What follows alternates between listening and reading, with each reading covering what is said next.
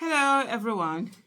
So this particular video that I'm going to do it on something that I saw on the wall of Dele Momodu. On his X handle, formerly known as Twitter, at Dele Momodu, he said, "I have 46 years experience in protest since 1978 at the University of Ife. There's nothing riskier for a nation than faceless people or a mob leading protests. It is the right of everyone to protest, but not the right of anyone to cause mayhem. And government has the right to protect lives and properties." Chief Dele Momodu, he signed it off as Chief Dele Momodu. And so I came to do a reply on that same day. I also did a tweet. So I quoted his tweet, and this was my response. I said, nobody has monopoly of protest, and nobody has to be the face of a protest. Every citizen, whether known or unknown, has the right to protest, and whatever issue they feel aggrieved about. Anyone who has protested in Nigeria knows that it is the Nigerian government that unleashes violence on peaceful protesters. The ones causing mayhem are terrorists, bandits, and kidnappers who daily dare the government, yet the government are cowards when it comes to them. It is peaceful protesters they unleash violence on. I now ended it by saying, your 1978 is another person's 2024. You have done yours. Let them do theirs. I am part of the older generation, and I think I'm 50 years now. I'll be 51 in December, and so definitely I'm very much part of that older generation.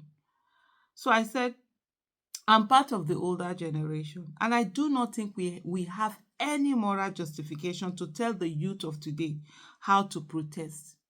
If the protest we did worked, would they need to still be on the streets demanding for good governance?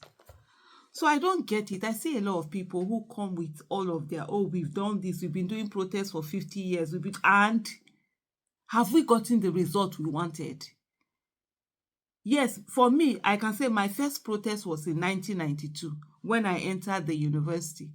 1992 to date, I think we are talking about 30-something years, if I'm not mistaken. Yes, should be 30-something years. So I'll now come out and say, okay, so because I protested over 30-something years ago in my first year university, then blah, blah, blah, it means nothing. If it had worked, we wouldn't be where we are today.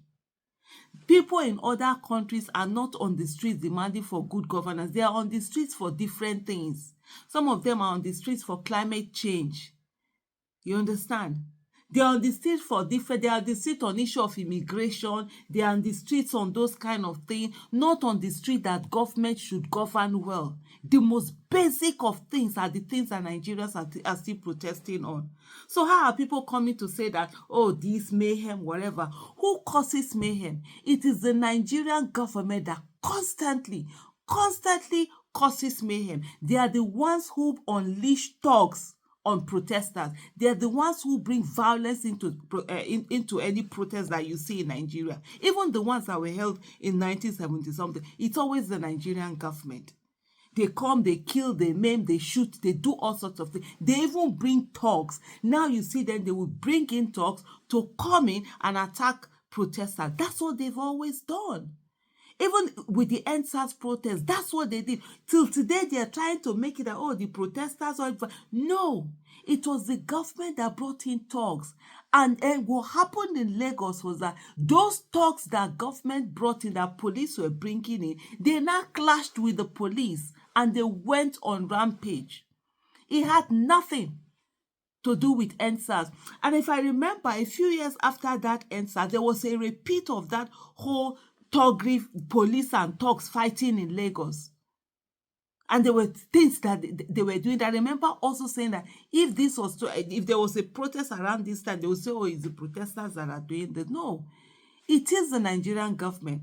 And how do you come to say that, oh, faceless people, whatever? People have come out to say they are the ones, the people that are organizing, they've come out to say that they are the ones organizing. Why do people have a feeling that, oh, there are certain people that should come out and be a part of a protest for the protest not to be faceless?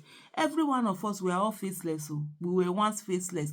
That 1978 that he talked about, he too was faceless. It's 1978. There's somebody now that it is in 2024 that they want to do their own first protest. And in the next 30 years, they will also be saying, oh, 30 years ago when they did their protest. When I did my first protest in 1992, I was also faceless. You understand? I was also nameless. I was there, but I knew I had the right to protest, and I did protest. And even when I was going to university, my parents had told me that, oh, if they are doing any protest, I should not join. No, I should not be part of them. Oh, that one at their own. Me no here. Me shall no say I've reached that 18 years. I had the right to protest. Even before then, I used to ask my parents, why are you people not protesting? Tai Larry and co were all over the place talking, them Bekuram, Kuti, and all of that. They were all over the place protesting. Why are you not protesting? So when it was my turn, I protested. So now, will I now come and say, oh, 30 years ago, I was on the 30-something years ago, I was, please,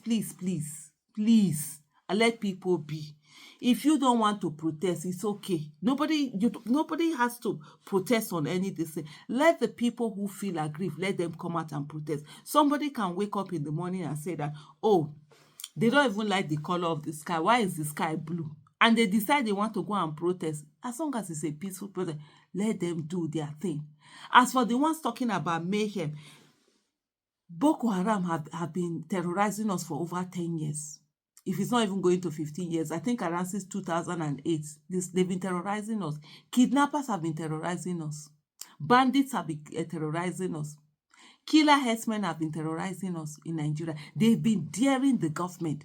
The government should go after them. The government should go and look for them. The government should go and look for things, whatever it is that they need to do with them, and do that. The one that, in short, I'm going to do a video on that IG of police. I saw a video where he was talking, and when they say somebody talking in the nonsense, let me even use the word, somebody talking anyhow. I don't know where that one is coming from. When we have seen police, we've seen police vehicle carrying thugs to go and attack protesters. And yet people are coming to say, oh, when there's distraction, the people that are destroying Nigeria's properties, they are there in the bushes.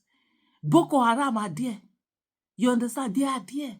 Unknown gunmen are there. Kidnappers are there. Terrorists are there. Bandits are there. Kidnappers are there. They are even entering Abuja to come and kidnap people in their houses. They are killing people in their houses. They are destroying things. They've destroyed in Borno State the other time. They did not bring out the power station, whatever. Those are the ones causing mayhem. What has government done to them? It is citizens that are coming out to say that suffering is killing them. They can't eat. You and I can eat. You and I can buy. We can only beef and say, the things are too expensive. Oh, maybe, the money I used to have buy more. Now I'm using it to buy less. There are people that don't even have money to buy anything.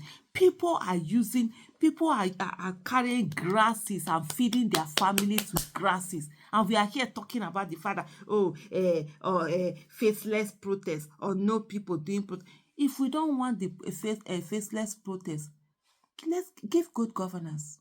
Call on the people to give good governance. You have access to them. Those of you that have access to the, tell them to give good governance.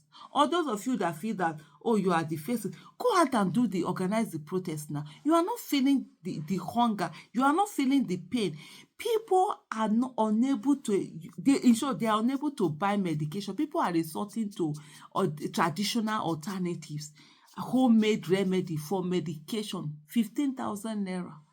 Somebody will not buy medication because they would rather use that thing to solve a lot of problems in terms of feeding and co. And then we are still sitting on our sanctimonious throne and telling people how to protest and how not to protest. Anybody wey no wan protest, may go.